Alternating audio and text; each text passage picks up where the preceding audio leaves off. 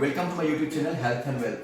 আজি আপোনালোকৰ মাজত মই ছাকচেছ ষ্টৰী 12 লৈ আহিছোঁ, যিটো ছাকচেছ ষ্টৰীত আজি মই মেইনলি এইটো এটা বস্তু দেখাইছোঁ যে মানুহৰ যদি কাৰোবাৰ অসুখ বিসুখ হয়, মানুহৰ যদি কিবা চিৰিয়াছ এটা প্ৰব্লেম হয়, তেনেহ'লে আপোনালোকে দূৰৰ হস্পিটেলৰ কথা নাভাবি ওচৰৰ যিখন নিয়াৰেষ্ট হস্পিটেল তাতে লৈ যোৱাটো খুব প্ৰয়োজন। কাৰণ যদি দূৰৰ হস্পিটেলত গৈ থাকে, হয়তো তেওঁ সেই দূৰৰ হস্পিটেল গৈ নাপাবও পাৰে। এইটো এটা আজি মই ছাকচেছ ষ্টৰীত আপোনালোকক মই মেইনলি প্ৰদৰ্শন কৰিছোঁ, দেখুৱাইছোঁ যে যিগৰাকী ৰোগী আজি আমাৰ তাত ভৰ্তি হৈ কিনে হাৰ্ট ৰেট একেবাৰে কমি গ'ল, হাৰ্ট ৰেট কমি যোৱাৰ ফলত তেওঁৰ হয়তো যদি তেওঁক দূৰৰ হস্পিটেল লৈ গ'ল হয়, যদি গুৱাহাটীলৈ তেওঁলোকে যেতিয়া গৈ আছিল, যদি গুৱাহাটীলৈ গুচি গ'লহেঁতেন, তেনেহ'লে হয়তো তেওঁৰ প্ৰাণ ৰক্ষা নপৰিলহেঁতেন। আমাৰ ইয়াতে আনিলে কাৰণে আমি ইমিডিয়েটলি তেওঁৰ যিখিনি প্ৰাথমিক যিখিনি চিকিৎসা সেইখিনি আমি ইমিডিয়েটলি দিলোঁ। তাৰপিছত যিখিনি প্ৰয়োজনীয় তেওঁৰ অন্য চিকিৎসা আছে সেইখিনি গোটেইখিনি কৰাৰ ফলত আজি তেওঁৰ প্ৰাণ ৰক্ষা পৰিলে আৰু তেওঁ আজি সুস্থ সহকাৰে ইয়াৰ পৰা ডিচাৰ্জ হৈ গৈছে। তো কথা হ'ল এই ভিডিঅ'টো যেতিয়া আপোনালোকে শেষলৈ চাব তেতিয়া গম পাব যে কি ধৰণৰ কি অৱস্থা হৈছিল, গোটেইখিনি আপোনালোকে বুজি পাব। তো সেইকাৰণে যদি জানিব বিচাৰে ভিডিঅ'টো শেষলৈ চাব আৰু আপোনালোকে গোটেইখিনি গম পাব। বলক ভিডিঅ'টো আৰম্ভ কৰোঁ। নামটো মামনি বৰকটকী। মই ৰিটায়াৰ্ড গভৰ্ণমেণ্ট এমপ্লয়ী। তাৰপিছতে আৰামত থাকক, আপুনি আৰামত লাহে লাহে কওক। এমপ্লয়ী। তো মোৰ ডায়েবেটিছ বহুত পুৰণা, হয়। চলি থাকোঁ তেনেকৈ। ডাক্তৰৰ মতেও কেতিয়াবা ডাক্তৰৰ কথা নুশুনিও চলোঁ। তেনেকৈ চলি মোৰ প্ৰায় 34 বছৰ ডায়েবেটিছ হৈ গ'ল। প্ৰেছাৰ আছিলে, হাৰ্টৰ যে কিবা আছিলে সেইটো কথা মই একেবাৰে গম পোৱা নাছিলোঁ। কিন্তু সিদিনা হঠাৎ মোৰ এনেকুৱা লাগিলে, মোৰ এনেকুৱা এটা অৱস্থা হৈ গ'ল যে মই মানে নিজকে ঘূৰাই পাম বুলি ভাবিবই নোৱাৰিলোঁ। ইতিমধ্যে মোৰ ল'ৰা বোৱাৰী আহিছিল, ছোৱালীও আহিলে, জোঁৱাইও আহিলে, নাতি নাতনি সকলোৱে মোক লগ কৰি পেলাই গুৱাহাটীলৈ লৈ যাবলৈ বিচাৰিলে। আৰু গুৱাহাটী মই কিন্তু তেতিয়াই ভাবিছোঁ যে মোৰ ইমান কষ্ট হৈছে যে মই যে গুৱাহাটী পামগৈ।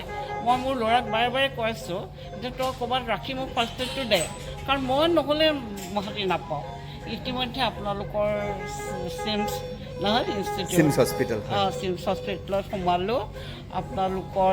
আপোনালোকক বহুত কপাৰেটিভ পালোঁ। সকলোৰে মৰম আৰু কপাৰেশ্যন আৰু ইমান ইমিডিয়েট, ইমান ধুনীয়া আপোনালোকৰ হস্পিটেলিটি। মই নিজে অভিভূতটো হৈছোঁৱেই। ভগৱানেও মোক ৰক্ষা কৰিলে আৰু আপোনালোক সকলোকে ওৱান টু ওৱান সকলোৰে মই কৰ্ম মানে ইমান পচন্দ কৰিছোঁ নহয়, ইমান ৰেচপনচিবল আৰু ইমান মানে কপাৰেটিভ। সেইকাৰণে বৰ ভাল লাগিলে। আপোনাৰ কি কৰিলে? পেচমেকাৰ লগালে নেকি? মোৰ পেচমেকাৰ লগালে, মানে যোনদিনাখন আহিল সেইদিনাখনেই লগালে। যোনদিনাখন আহিলে সেইদিনাখনেই লগালে। পেচমেকাৰ লগালে। কিবা অসুবিধা আছে নেকি বৰ্তমান আপোনাৰ? এতিয়া বৰ্তমানতো মই পোৱা নাই, কিন্তু মই এতিয়া 5 দিনহে হৈছে। আজি আপোনাক যাব দিব, ইয়াৰ পৰা হস্পিটেলৰ পৰা যাব দিব আজি আপোনাক।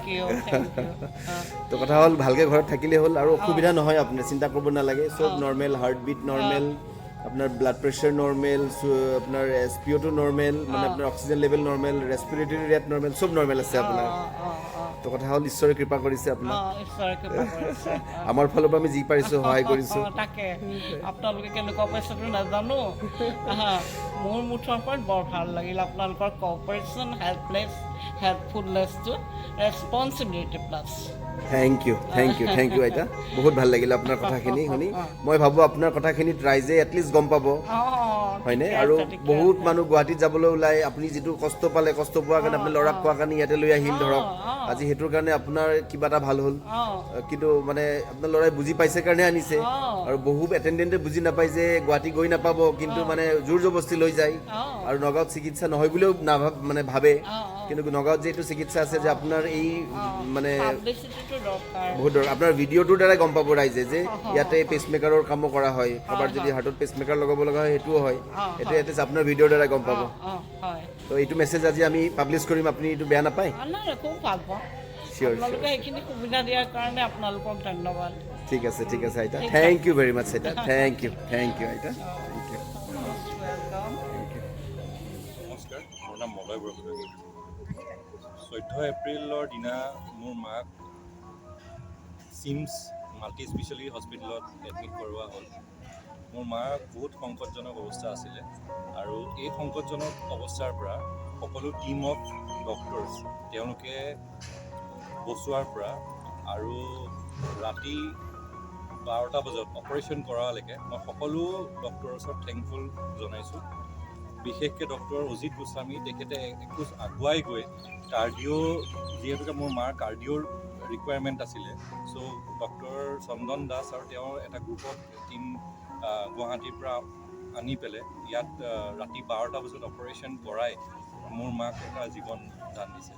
চ' মই সকলো ডক্টৰছ, সকলো ষ্টাফ নাৰ্ছ, সকলো ICU কৰ্মী, সকলো থেংক ইউ কৈছোঁ।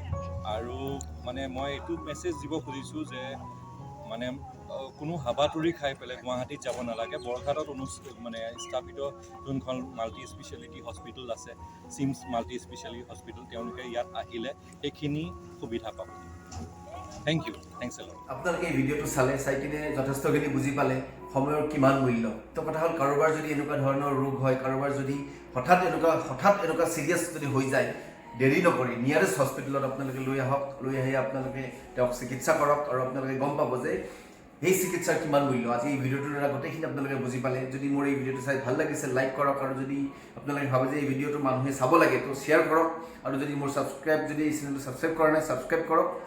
বহুত বহুত ধন্যবাদ।